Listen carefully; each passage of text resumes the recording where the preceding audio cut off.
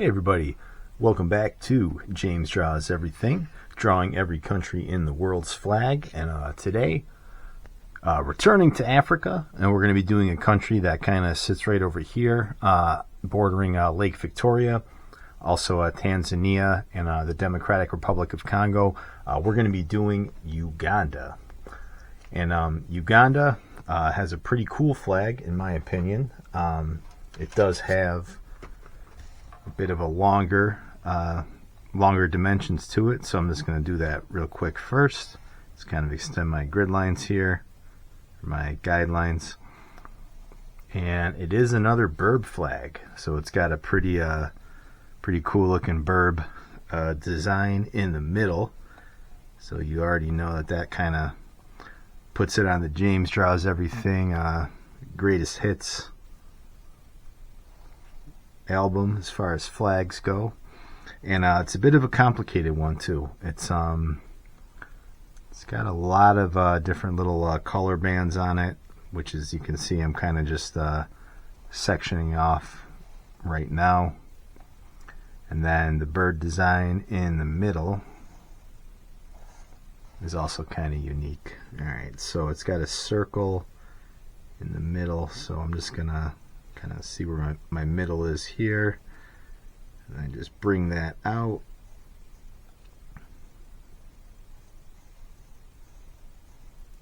Okay, actually I'm not really liking that. Hold on just a second.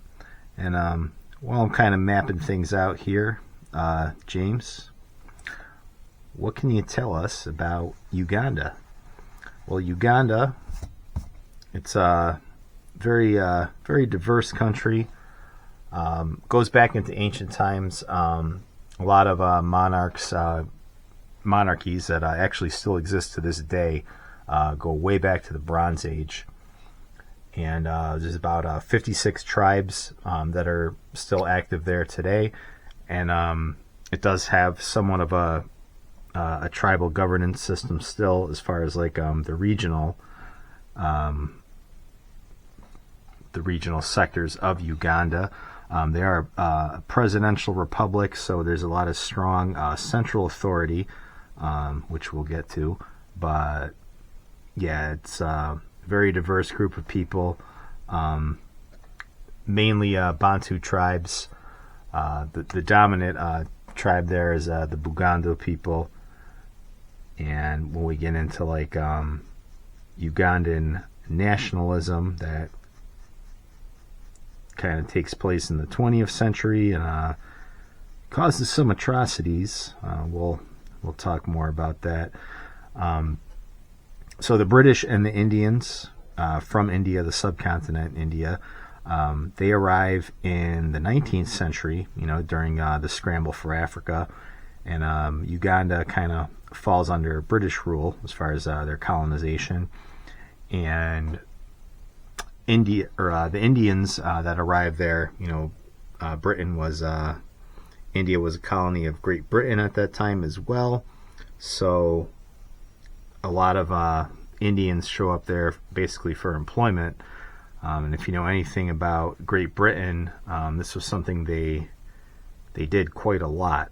They were very adept at relocating massive amounts of people.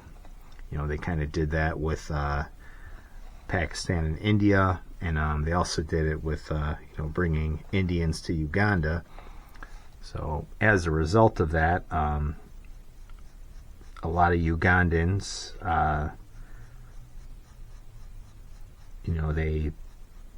they intermarried and interbred with Indians. So some of them are of Indian descent, and that kind of causes issues later on. And yeah, let me just kind of concentrate here real quick. And they also brought Christianity to Uganda. So Uganda is still not a majority, but I think about like 45-ish% Christian to this day, as a result of British expeditions there.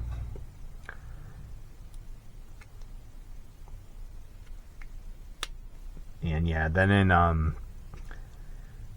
In 1962, they gain independence from Great Britain. Again, the 60s, a big period of growth and independence for Africa as the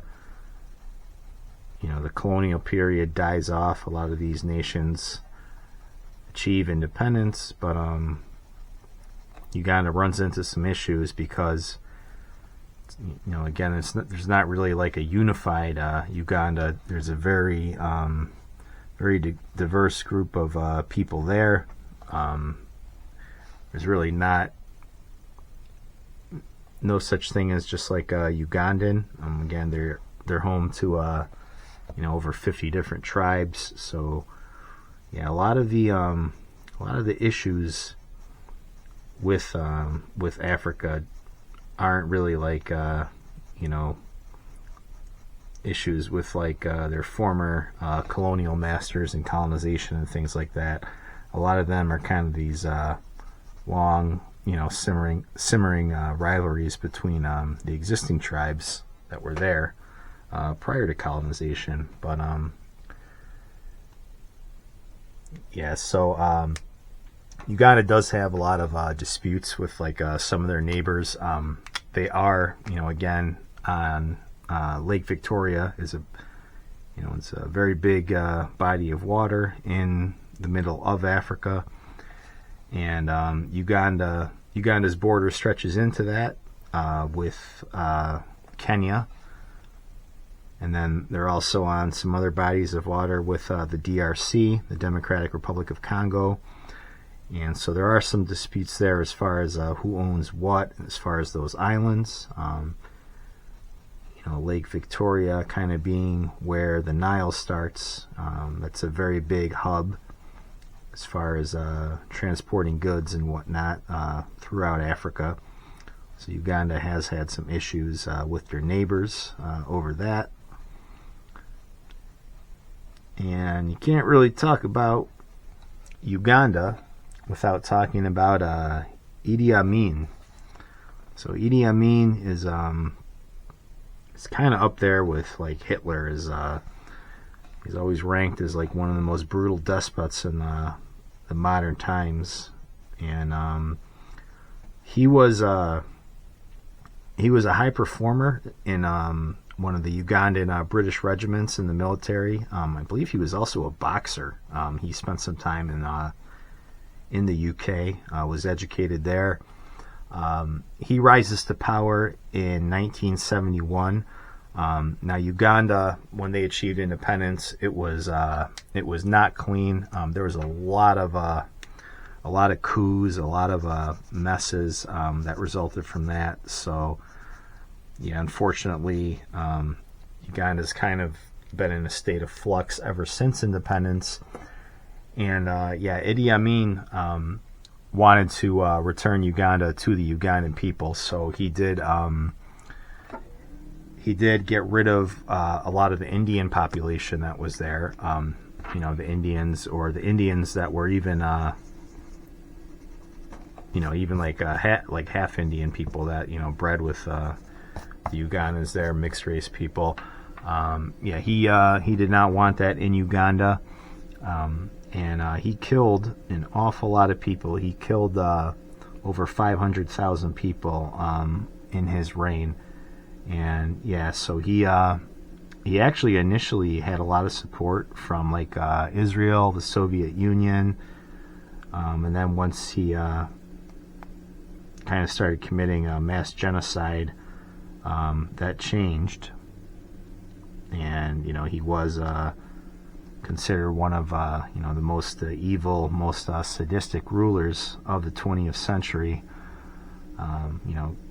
Decapitating people, putting heads on pikes in the street to warn off potential enemies. Very, very nasty. Cannibalism was practiced under his reign, as far as what to do with Uganda's enemies. And it wasn't just people that were, not technically Ugandan, but just again, Uganda being a nation of various tribes. Anybody who wasn't of like the dominant Ugandan class was executed. So and this caused a massive emigration crisis. So Uganda's neighbors kind of had to be wary of this. And when he started making moves on neighboring Tanzania, they actually went to war in the late 1970s. And that led to Idi Amin's deposal from the Ugandan government, where he went into exile. He went to Libya. I think he also went to Saudi Arabia, if I'm not mistaken, and before he finally died in 2003. And yeah, it's a very difficult legacy there. Massive humanitarian crisis. But yeah, so that's kind of a dark period in Uganda's history. But they're a growing nation. They do have a rapidly growing population, and one of the faster growing countries and economies in Africa. And still have a lot of political instability, though. I know there's been a lot of coups and violent revolts since Amin was deposed from government. And the current president, Museveni, there was some recent moves made to basically make him president for life. So we'll see what happens there. Again, Uganda. Actually, hold on one second. I just realized I got my 0.3 marker out, and we use our 0.5 for the borders on the flag, so let's just do that. Yeah, what was I saying? Yeah, so Uganda, again, Africa shouldn't be dismissed, kind of looking into the future again, because a lot of Western countries have aging populations, where they're not breeding enough to replace those who are passing on, for natural cause reasons, or aging out. Uganda, though, has a very young population, very, very young, and it's growing. So, yeah, a lot of natural resources there, too. It is in one of, like, the better areas of Africa as far as, like, where it's located to water and transport and things like that. Yeah, so Uganda, interesting country to watch going forward. A lot of political instability, but again, one of the more functioning countries in Africa today. So we'll see what happens. Amin obviously left a big kind of stain on their legacy, but who knows what happens in the future. So let's get to the flag. The black represents the African people. The yellow is the sunshine and the vitality of the region. And the red, you know what the red means? No, actually it doesn't mean the blood and the sacrifice in this case. The red means African brotherhood. All right, and you saw I was drawn in the middle here. I just mentioned, that I kind of like the Uganda flag because, of course, it's got the BIRB. And what is this BIRB, James? Well, this is a crowned crane. So you can see he actually does have a little bit of a crown on him. The actual BIRB, doesn't really look like that kind of cartoony, but it does have like feathers that kind of resemble a crown. And this was the military badge of the Ugandan soldiers when they were the regiment that was served under Great Britain, under the UK, which Amin was a part of. So, yeah, kind of cool flag. I like the BIRB in the center. Unique color design. It's not a Pan-African flag, right? It doesn't have like the colors of, the Pan-African colors of like Togo, from the Ethiopian flag. So a little bit different than the other African country flags. But yeah, that's Uganda.